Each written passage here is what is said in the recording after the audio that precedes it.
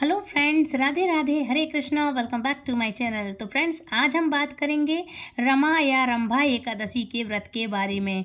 हिंदू धर्म में कार्तिक मास में आने वाली एकादशी तिथि का खास महत्व होता है।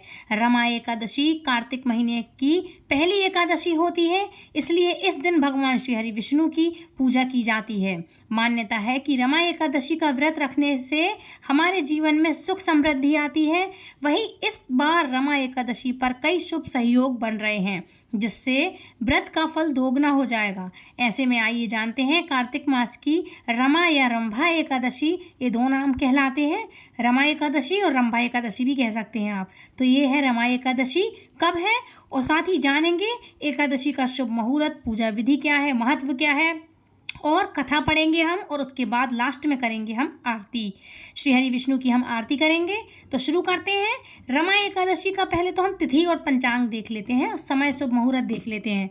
तो हिंदू पंचांग के अनुसार कार्तिक मास के शुक्ल पक्ष की एकादशी तिथि 27 अक्टूबर 2024 को सुबह 5:24 पर शुरू होगी और अगले दिन 28 अक्टूबर 2024 को सुबह 7:51 पर समाप्त होगी।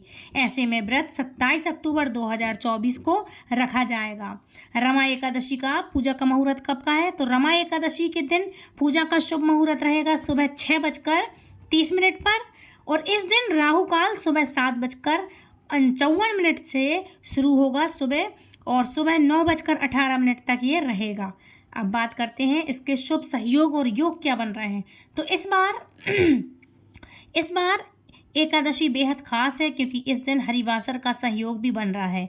ज्योतिष शास्त्र की माने तो जब एकादशी तिथि 2 दिन होती है, मतलब 2 दिन उदया तिथि में होती है, तब यह योग बनता है।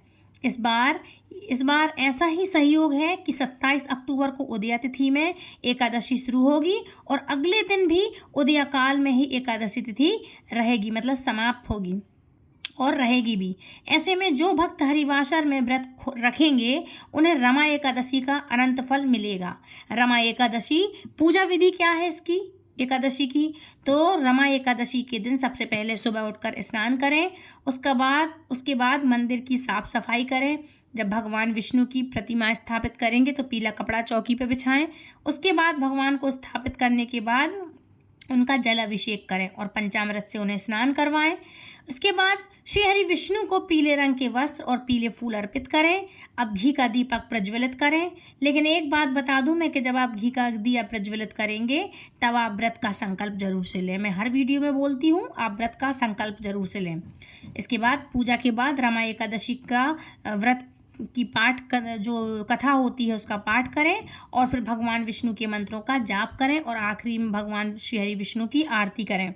मंत्र आप कोई सा भी उनके नाम का आप कर सकते हैं, या तो विष्णु सहस्त्र नाम का कर सकते हैं। उनके 8 से 10 जो 108 नाम होते हैं उन नामों का आप कर सकते हैं। 11 नाम होते हैं उनके, उन नामों का आप जाप कर सकते हैं। या फिर सबसे शुद्ध और सबसे इजी और सरल जो हरे कृष्ण का महामंत्र है, आप उस महामंत्र का भी जाप कर सकते हैं। तो महामंत्र है हरे कृष्णा कृष्ण कृष्ण हरे हरे, हरे राम राम राम हरे हरे। ये भगवान श्री कृष्ण का बिल्कुल शुद्ध और ऐसा पावन मंत्र है। ये बिल्कुल सरल विधि है और महामंत्र कहा गया है इसको। महामंत्र मतलब मीन्स ये बहुत ही ऐसा मंत्र है पावरफुल कि आप खाते पीते उठते बैठते सोते जागते आप कभी भी इसको कर सकते। ये अपने आप में सिद्ध है, इसको सिद्ध करने की ज़रूरत नहीं होती, इसलिए इसको महामंत्र कहा जाता है। अब बात करेंगे रमा एकादशी का पारण समय कब का है। तो वैदिक पंचांग के अनुसार इस साल रमा एकादशी का व्रत 28 अक्टूबर को 2024 को रखा जाएगा। इसका पारण अगले दिन यानी 29 अक्टूबर को सुबह 6:23 से लेकर के 8:35 के बीच किया जा सकता है। ठीक है, इस तरह से आप व्रत कर लेना। एक बार फिर से बता दूं, इसका पारण समय 28 अक्टूबर 2024 को रखा जाएगा व्रत। ठीक है, पारण 29 अक्टूबर को होगा सुबह 6:23 के से लेकर के 8:35 के बीच में आप कर सकते हैं। अब बात करते हैं इसका महत्व क्या है, निचोड़ क्या है इसका मेन रीज़न, इसका उदाहरण क्या है। रीज़न क्या है इस चीज़ का? तो रमा एकादशी भगवान विष्णु की प्रिय एकादशी में से एक मानी जाती है। धार्मिक मान्यता के अनुसार जो व्यक्ति सच्चे मन से रमा एकादशी का व्रत करता है, उसे वैकुंठ की प्राप्ति होती है। साथ ही इससे सभी तरह के पापों और समस्याओं से भी मुक्ति मिलती है। तो ये एकादशी आप ज़रूर से करिएगा। और वैसे भी हर एकादशी का अपना एक अलग महत्व होता है और भगवान श्री हरि विष्णु को हर एकादशी प्रिय है। और ये पावन कार्तिक का महीना चल रहा है, तो ये कार्तिक का पावन महीना भी भगवान श्री हरि विष्णु को बहुत प्रिय है, इसलिए इसके कुछ खास सहयोग बन जाते हैं, इसलिए ये और भी पवित्र और पावन हो जाती है। श्री हरि विष्णु को बहुत प्रिय है इसलिए ये एकादशी। ठीक है, अब बात करते हैं मनाते कैसे हैं। अच्छा, पहले इसकी बात करूं कि कैसे की जाती है। तो सच्चे मन से व्रत का संकल्प लें, इसके बाद चौकी पर पीला कपड़ा बिछाकर भगवान श्री हरि विष्णु की और माता लक्ष्मी की पूजा करें। इसके बाद फूल माला अर्पित करें और घी का दीपक जला के विधि पूर्वक आरती और कथा करें। रमा एकादशी कैसे मनाते हैं। पुरानी परंपराओं के अनुसार इस दिन एकादशी को मनाने से भगवान विष्णु स्वर्गीय निवास वैकुंठ के द्वार खोल देते हैं। हम भक्तों के लिए प्रभु जी वैकुंठ के द्वार खोल देते हैं। भक्त प्रार्थना, उपवास और भजन गाकर भगवान के साथ अपने रिश्तों को गहरा करते हैं इस दिन, और बेहद भविष्य के बेहतर भविष्य के लिए आशीर्वाद मांगते हैं। हम लोग जो हम भक्त हैं भगवान से आशीर्वाद मांगते हैं और अपने पिछले पापों का प्रायश्चित करते हैं और सारी गलतियों और भूल चूक के लिए भगवान से श्री हरि विष्णु से क्षमा याचना करते हैं। अच्छा, रमा एकादशी कि अब हम बात करते हैं इसके नियम क्या हैं। इस एकादशी के क्या नियम हैं। तो एकादशी के व्रत वाले दिन चावल का त्याग करना चाहिए। चावल की बनी चीज़ों से आपको इनका उपयोग नहीं करना चाहिए, मतलब चावल से बनी चीज़ें नहीं खानी चाहिए। जो लोग व्रत नहीं रखते उन्हें भी मांस, शराब, लहसुन, प्याज, दाल इत्यादि और इन सब का सेवन नहीं करना चाहिए। अगर आपके यहाँ यदि पॉसिबल हो तो घर में बना ना सको अगर आज के दिन चावल, तो आप बिल्कुल भी मत बनाइएगा यदि चल जाए तो। और यदि नहीं चलता है, अब सबको खाने हैं, तो भाई आप 10वीं की तिथि से आप चावल छोड़िएगा और आप मत खाइएगा चावल। बना दे, लेकिन क्या करें, जब किसी के घर में नहीं चलता है तो आप मत खाना। इस दिन तो वर्जित माना जाता है चावल छूना, लेकिन ठीक है अगर जैसा हो आप वैसा करना। अच्छा, ध्यान रखें कि व्रत रखने वालों को भोजन में साधारण नमक और लाल मिर्च का प्रयोग नहीं करना चाहिए। मतलब जो हम नॉर्मल सब्जी में, दाल, सब्जी, चावल, रोटी में नमक खाते हैं, ये नमक नहीं खाते हैं और लाल मिर्च का उपयोग हम नहीं करते हैं, वर्जित माना जाता है उपवास इत्यादि में।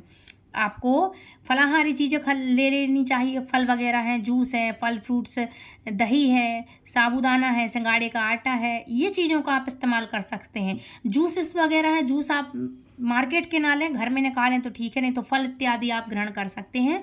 और भगवान को भी आप फल वगैरह हैं जो ये आप चढ़ा सकते हैं। व्रत खोलने के लिए कैसे काम करना चाहिए, क्या करें। तो धार्मिक ग्रंथों के अनुसार भगवान विष्णु को तुलसी दल प्रिय है, तो देखो आप 1-2 दिन पहले ही तुलसी दल तोड़ के रख लेना। तुलसी दल वैसे भी निर्जला उपवास रखती हैं माता तुलसी। हर व्रत में, हर एकादशी के व्रत में, हम तो सिर्फ एक बार निर्जला एकादशी का व्रत रखते हैं, लेकिन माता तुलसी हर एकादशी पे भगवान श्री हरि विष्णु की प्रसन्नता के लिए, खुशी के लिए हर एकादशी पर निर्जला व्रत रखती हैं। इसलिए इस दिन हम तुलसी को जल नहीं चढ़ाते हैं, तुलसी दल को ना छूते हैं और ना ही तोड़ते हैं, ये वर्जित माना गया है। हमें पाप लगता है, दोष लगता है, इसलिए आप 2-3 दिन पहले से तोड़ लें। ध्यान रखें कि तुलसी दल कभी भी बासी नहीं होती है, इसलिए तुलसी दल आप जरूर से भगवान की पूजा में शामिल करें।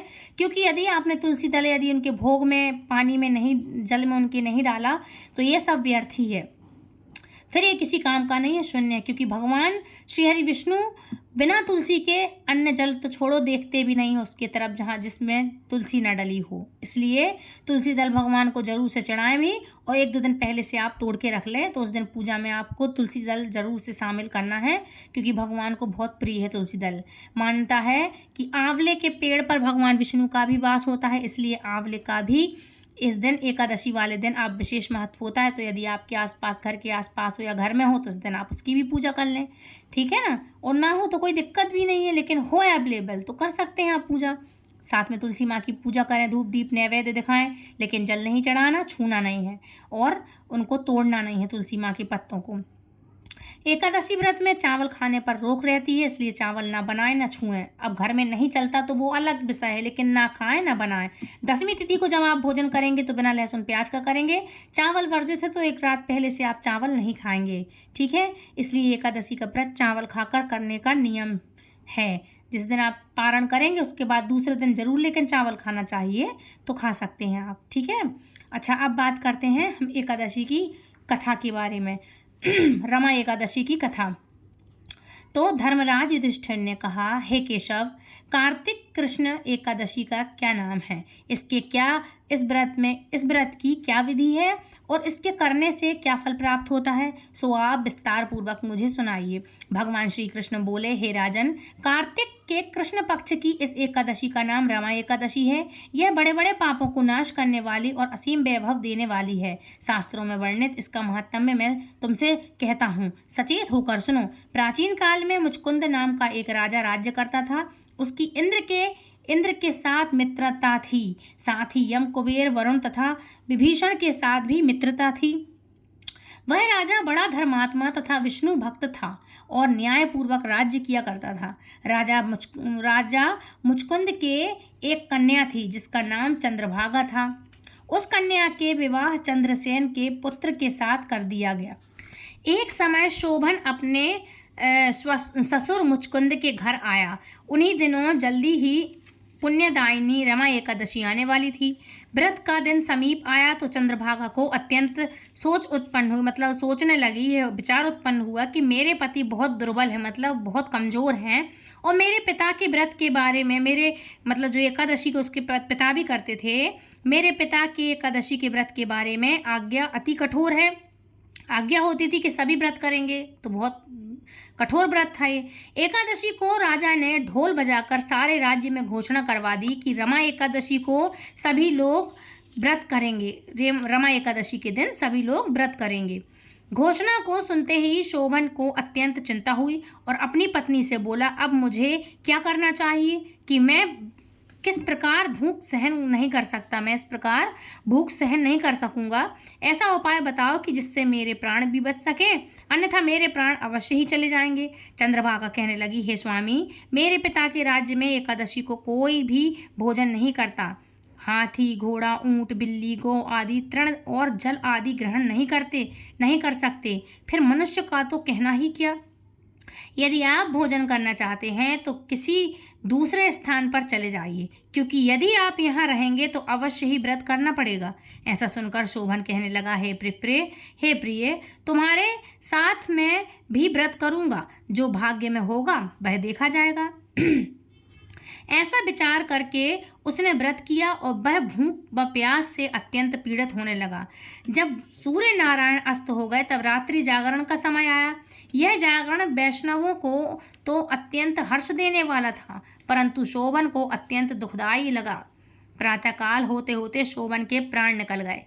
तब राजा ने चंदन की चिता में उसका दाह संस्कार करवाया, परंतु चंद्रभागा ने अपने पिता की आज्ञा से अपने शरीर को दग्ध नहीं किया, मतलब वो अपने पति के साथ नहीं चली, सती नहीं हुई। पहले की औरतें सती होती थी, लेकिन उसने अपने आप को, शरीर को अपने को नहीं जलाया पति के साथ, उसने अपने शरीर को दग्ध नहीं किया। और शोभन की अत्येचिष्ट क्रिया मतलब उनकी अंतिम क्रिया करने के पश्चात अपने पिता के घर में ही रहने लगी। रमा एकादशी के व्रत के प्रभाव से शोभन मंदराचल पर्वत पर धन धान्य से परिपूर्ण तथा शत्रुओं से रहित एक सुंदर देवपुरुष को प्राप्त हुआ। वह अत्यंत सुंदर रत्न और वैदुर्य मणि, जटिल स्वर्ण के खंभों पर निर्मित अनेक प्रकार की स्फटिक मणि से सुशोभित भवन में सिंहासन पर आरूढ़ हुआ। श्वेत चट और चंबर, मस्तक पर किरीट, कानों में कुंडल, कंठ में हार, बाहों में कपूर विभूषित गंधर्व और अप्सराओं से घिरा हुआ ऐसे शोभित होता था मानो अपनी सभा में देवराज इंद्र विराजमान हो। एक समय मुचकुंद के नगर में रहने वाला सोम शर्मा नामक ब्राह्मण तीर्थ यात्रा करता हुआ घूमता घूमता उधर जा निकला, मतलब वहां पहुंच गया।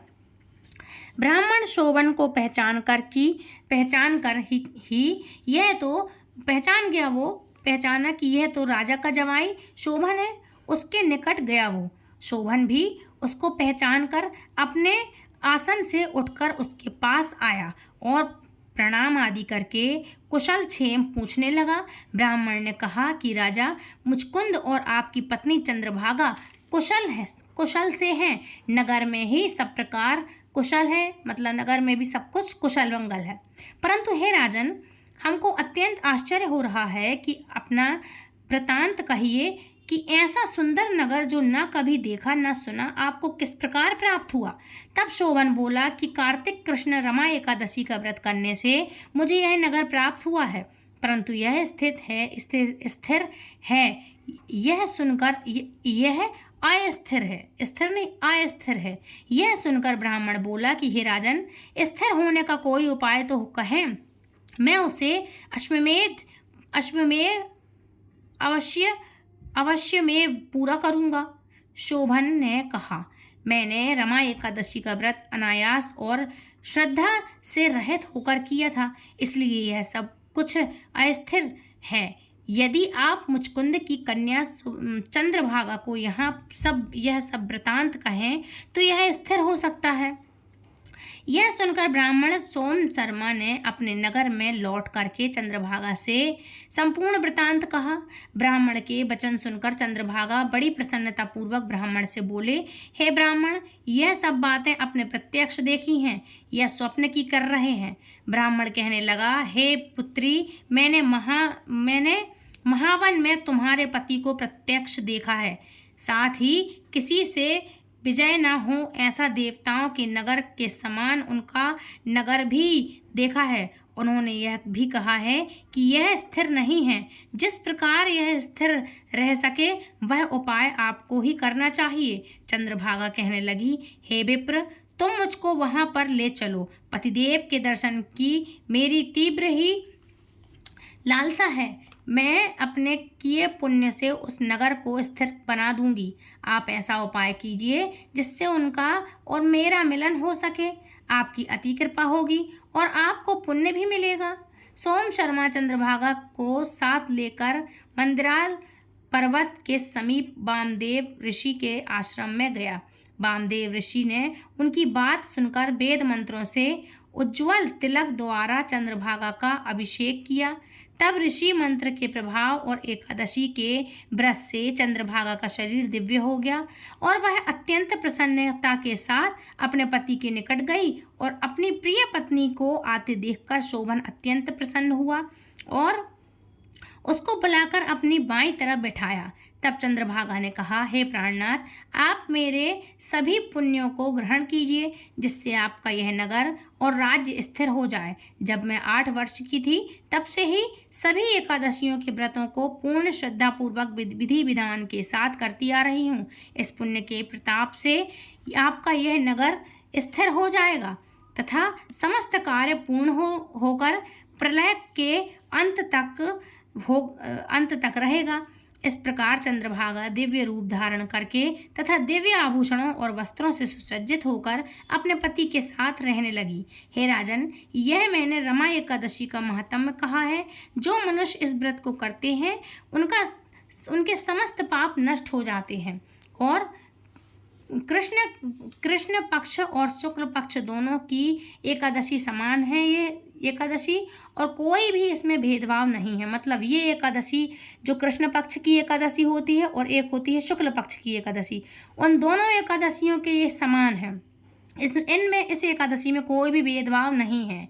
जो सभी मासों में से दोनों एकादशियों के व्रत रखते हैं और उनके महात्म्य को पढ़ते अथवा सुनते या दूसरों को सुनाते हैं, वे समस्त पापों से छूटकर विष्णु लोक को प्राप्त होते हैं। इसमें संदेह बिल्कुल भी नहीं है।